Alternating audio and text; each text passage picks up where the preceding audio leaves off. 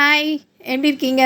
இன்றைக்கி அம்மா கிச்சனில் எல்லாருக்குமே பிடிச்ச ஒரு ஸ்வீட் பார்க்கலாம். அது என்ன ஸ்வீட் தெரியுமா? ரசமலாய்.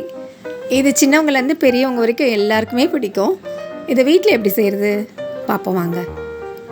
2 கவர் பால் எடுத்து அதை காய்ச்சி பொங்கின உடனே ஆஃப் பண்ணிவிட்டு 2 டேபிள் ஸ்பூன் வினிகரோட 1 டேபிள் ஸ்பூன் தண்ணி கலந்து கொஞ்சம் கொஞ்சமாக ஊற்றி அதை மெதுவாக கிண்டி விட்டுகிட்டே இருக்கணும்.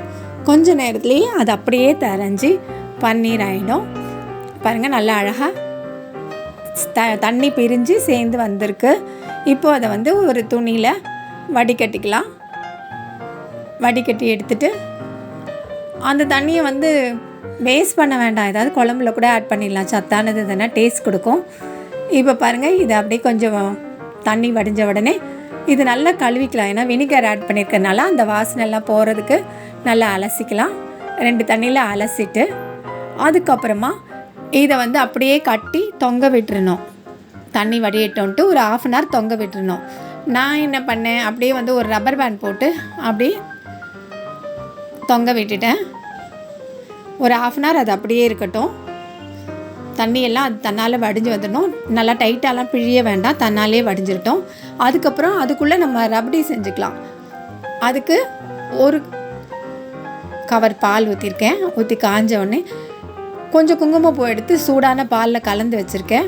பால் நல்லா காயட்டும். இந்த பாலோட தேவையான அளவு சர்க்கரை, ஒரு 1/2 கப் போல் சர்க்கரை எடுத்து அதை போட்டு அதையும் கிண்டி நல்லா பொங்கி கொதித்து வரும்போது அந்த கரைச்சி வச்சுருக்க குங்குமப்பூவும் ஊற்றி சேர்த்துடணும். நம்மளுக்கு இன்னும் கலர்ஃபுல்லாக வேணும்னா எல்லோ கலர் லைட்டாக அதை தண்ணியில் கரைச்சி ஊற்றி அதையும் சேர்த்துக்கலாம். இது ஃபுல் க்ரீம் பாலாக இருந்தால் இன்னும் நல்லாயிருக்கும். நான் வீட்டில் இருக்க பால்லே ப்ளூ கவர் தான் எடுத்து செஞ்சுருக்கேன். இப்போது அது நல்லா கொதித்து நல்லா கொஞ்சம் சுண்டின உடனே நம்ம கட் பண்ணி வச்சுருக்க நட்ஸ் எல்லாம் போட்டு பாதாம் பிஸ்தா இதெல்லாம் போட்டு அப்படி கலந்து விட்டு இறக்கி வச்சிடலாம். இப்போ ரெடி ஆயிடுச்சு. இதுக்கிடையில் நம்ம பன்னீர் ரெடி ஆயிடுச்சு. இப்போ அதை எப்படி ரெடி பண்ணுறது அப்படின்றத பார்க்கலாம்.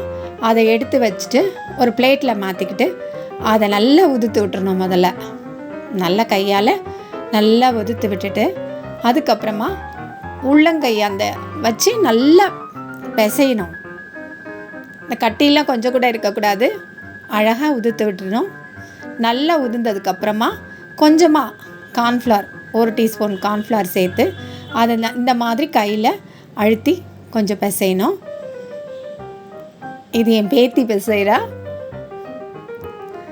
இந்த மாதிரி அடி கையை வச்சு பிசைஞ்சிட்டு அதுக்கப்புறமா அதை நல்லா உருட்டிட்டு, ரொம்ப அழுத்த வேண்டாம். நம்மளுக்கு தேவையான ரவுண்ட் ஷேப் பண்ணி அதை கொஞ்சம் சப்பையாக்கி கொஞ்சம் உள்ளங்கையில் வச்சு அழுத்தி அதை எடுத்து வச்சுக்கலாம். எல்லாத்தையும் உருட்டி வச்சுக்கலாம் அந்த மாதிரி. இப்போ பாருங்கள், இந்த எல்லாமே உருட்டி வச்சாச்சு. இது செய்யறதுக்கு ஃபுல் க்ரீம் பால் ரொம்பவே நல்லாயிருக்கும். இப்போ நம்ம சுகர் சிரப் ரெடி பண்ணிக்கலாம். சுகர் சிரப் செய்யறதுக்கு 1/2 கப் சர்க்கரை எடுத்திருக்கேன். அதில் 4 கப் தண்ணி ஊற்றி நல்லா கொதிக்க வச்சிடலாம். தண்ணி நல்லா கொதிக்கட்டும். ஒரு 10 நிமிஷம் கொதித்த உடனே நம்ம உருண்டையாக பிடிச்சி தட்டி வச்சுருக்கோம்ல அந்த பால்ஸ்லாம் எடுத்து உள்ளே போட்டுடலாம். அது நல்லா கொதிக்கட்டும். ஒரு 10 நிமிஷம் நல்லா கொதிக்கட்டும். நல்லா கொதித்ததுக்கப்புறமா அது கொஞ்சம் நல்லா புஷ்ஷுன்னு வரும். அப்புறம் அதை அப்படியே மெதுவாக திருப்பி போடலாம். இது போடும்போது ஒன்று ஒன்றா போடணும். மொத்தமாக அப்படியே போட்டுட்டோன்னா அது உடஞ்சி போயிடும். அதனால் ஒன்று ஒன்றா போட்டு கொஞ்சம் நல்லா வெந்ததுக்கப்புறமா அதை அப்படியே திருப்பி போடலாம். அதுக்கப்புறமும் ஒரு லோ ஃப்ளேமில் வச்சு ஒரு 7 minutes இருக்கட்டும். இப்போ நல்லா அது சுகர் சிரப்பில் ஊறி நல்லா வந்திருக்கும். இப்போ ஒரு பாத்திரத்தில் கொஞ்சம் ஐஸ் க்யூப்ஸ் போட்டு இந்த சுகர் சிரப் இருக்குல்ல அதையும் கொஞ்சம் எடுத்து ஊற்றி அதுக்குள்ளே இந்த பால்ஸ் எல்லாம் எடுத்து போடலாம். ஏன்னா இது ட்ரை ஆகாமல் இருக்கிறதுக்காக இப்படி பண்ணுறோம். சாஃப்டாகவே இருக்கும். இந்த மாதிரி எல்லாத்தையும் எடுத்து போட்டதுக்கப்புறமா அதுவும் ஒரு 10 நிமிஷம் அப்படியே வச்சுட்டு எல்லாத்தையுமே மொத்தமாக எடுத்து போட்டுக்கலாம். 10 நிமிஷம் அப்படியே இருக்கட்டும்.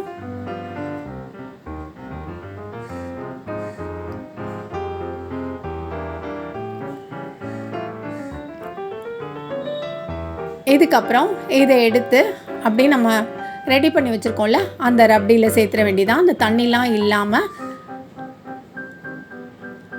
அதை மட்டும் எடுத்து போடணும். ரசமலாய் ரெடி ஆயிடுச்சு. இது அப்படியே 4 மணி நேரம் அந்த ரப்டியில் ஊறணும். ரொம்ப டேஸ்ட்டாக இருக்கும், நல்லா சாஃப்டாக அப்படியே ஊறி வரும். இது 4 மணி நேரம் ஊறட்டும். ஊறினதுக்கப்புறமா அதுக்கப்புறம் நம்ம அப்படியேவும் சாப்பிட்லாம், இல்லைன்னா ஃப்ரிட்ஜில் வச்சுருந்து நல்லா சில்லாகவும் சர்வ் பண்ணலாம். ரொம்பவே நல்லாயிருக்கும். ஈஸியாக செஞ்சிடலாம் இது வீட்டில். பால் நிறையா இருந்ததுன்னா யோசிக்காமல் இதை செஞ்சிடலாம். எல்லாருக்குமே சின்னவங்கலேருந்து பெரியவங்க வரைக்கும் ரொம்ப பிடிக்கும். இந்த குங்குமப்பூ இதெல்லாம் போட்டுக்கனால ஃப்ளேவர் ரொம்பவே நல்லாயிருக்கும். நீங்களும் ட்ரை பண்ணி பாருங்கள். பிடிச்சிருந்ததுன்னா லைக் பண்ணுங்கள், கமெண்ட் பண்ணுங்கள், ஷேர் பண்ணுங்கள். இன்னும் எஸ்ஆர்எம் கிச்சனை சப்ஸ்கிரைப் பண்ணாதவங்க உடனே சப்ஸ்கிரைப் பண்ணுங்கள். பக்கத்தில் இருக்க பெல் சிம்பிளை ப்ரெஸ் பண்ணி ஆல் கொடுத்து வச்சுங்க. தேங்க்யூ, பாய்.